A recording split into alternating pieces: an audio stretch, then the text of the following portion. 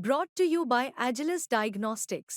Health test की बात आती है तो मैं भरोसा करता हूँ India largest diagnostics company Agilus diagnostics. खुद को टेस्ट करते रहो। तो ये इसका शीर्षक है 5 साल की बच्ची और रेप। 5 साल की बच्ची और रेप। कि क्यों आते हो अंकल, मुझको डर लगता है। क्यों आते हो अंकल, मुझको डर लगता है। जब शाम ये घेरी आती है मैं चौंक चौंक सी जाती हूँ। फिर सहम सिकुड़ के सिहर सिहर के टांगों को यूँ आपस में ही जोड़ जाड़ के जकड़ जकड़ के बैठी सी रह जाती हूँ।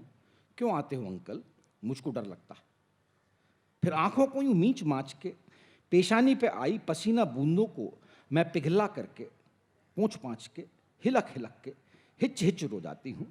क्यों आते हो अंकल, मुझको डर लगता है। उस बंद पलक के उबले आंसू हाय सशक्ति डब डब को मैं कोशिश करके रुका रुका के हलक से निकली खौफजदा उस चीख को ऐसे दबा दबा के ढहती ढहती जाती हूँ। क्यों आते हो अंकल, मुझको डर लगता है। कि डर लगता है अंकल, मुझको डर लगता है। तुम चचाजाद हो या मामा या ताऊ के छोटे भाई हो। अम्मा हंस के कल बोल रही थी उनके दूर जवाई हो।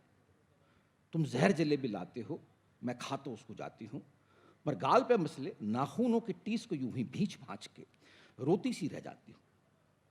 अंकल बस इतना ध्यान करो कि कहीं तुम्हारे घर में भी एक छोटी सी बच्ची होगी जो नहीं सहन कर पाएगी जो मेरे साथ में करते हो। अंकल बस इतना ध्यान करो मैं उतनी ही छोटी सी हूँ जिस पे मर्दाना छाप लगा के मर्द नाम धम भरते हो। क्यों आते हो अंकल, मुझको डर लगता है।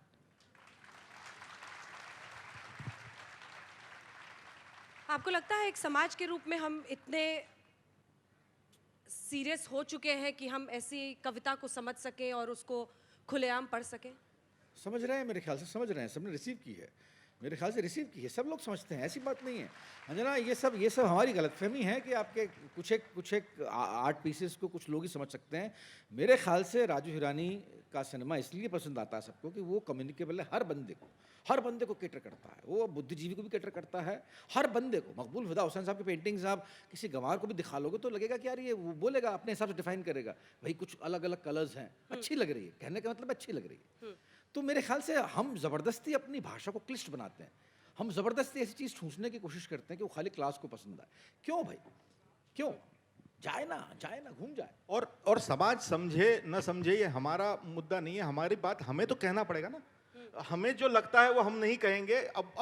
वो ये तो वही वाली बात हो गई कि अब जो कमर्शियल सिनेमा की बात होती है कि यार ये बात लोगों को समझ में नहीं आएगी। आधा एडवर्टाइजिंग वर्ल्ड आपको ये बोलता है कि ये शब्द लोगों को समझ में नहीं आएगा, आप इस शब्द को इस्तेमाल मत कीजिए। अरे लोगों को समझ में नहीं आएगा, हम लोगों को अपने जितना छोटा क्यों समझते हैं? लोग कहीं गुना ज्यादा बड़े हैं। उन्होंने इससे कई गुना ज्यादा बड़ी बड़ी बातें सुनी हैं, समझी है। और बदलाव हो रहा है समाज में जो लगातार लोग कुछ कोशिश कर रहे हैं कि आपको एक रंग में रंग दे, लेकिन एक रंग में कोई रंग नहीं पा रहा है। तो मेरा यह मानना है कि हमारा काम है कहना जो मुझे लगता है, जो अनुराग फिल्मों में करता है, जो पीयूष भाई कविता में करते हैं, जो या हम लोग जो करने की कोशिश करते हैं वो यह है कि यार मुझे जो एहसास हुआ वो मैंने किसी तरह से लिख दिया और वही करते आ रहे हैं। और आज लोग सुनते हैं बात। ये लत आपको कब लगी पीयूष जी कि लोगों की समझ को समझने वाले जो दावा करते हैं उनसे आगे निकलूंगा? ये मैंने परवाह नहीं की। अरे मैंने परवाह नहीं की अंजना, कभी परवाह नहीं करी। बचपन से ही मैंने परवाह नहीं करी। मैंने ना अपने पेरेंट्स की परवाह की, जो कि बाद में बदतमीजी बन गई। एक लेवल पर जाने के बाद में इट वाज मिसबिहेवियर। लेकिन रेबेल बनने का कारण भी थे मेरे पास में। मतलब घर पे भी ऐसे रहते थे? अरे कारण थे मेरे पास में। मेरा इतना खराब बचपन था, उसको मैं दोहराऊंगा नहीं। कारण थे मेरे पास में कि मैं रेबेल बना, और उसके बाद में फिर जब कारण ख़त्म हो गए तब भी मुझे रेबेल बनने की आदत लग गई थी।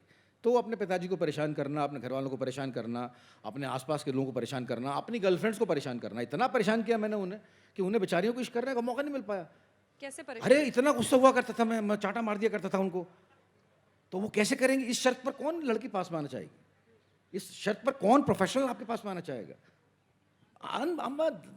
मिसबिहेवियर था ये। 5-6 साल पहले तक इट वॉज मिसबिहेवियर सिंपली। अगर मुझे सहन कर सकते हो तो मेरे साथ काम करो। क्यों भाई, तुम हो कौन? इतना ईगो। जब से ये पिघलाया है, अरे जिंदगी इतनी सुख चैन की हो गई है, हर चीज एक्सेप्ट करने की आदत पड़ गई। अब पिघल गया मेरे ख्याल से पिघल गया। वो इमेज मेरे ख्याल से पहले वाली जो है अभी भी लोगों के दिमाग में है कि बहुत एरोगेंट है, ये है वो है। ऐसा नहीं है बाबा, मैं अच्छा बंदा बन चुका हूँ। लेकिन गुस्से का मरना अच्छा क्यों है?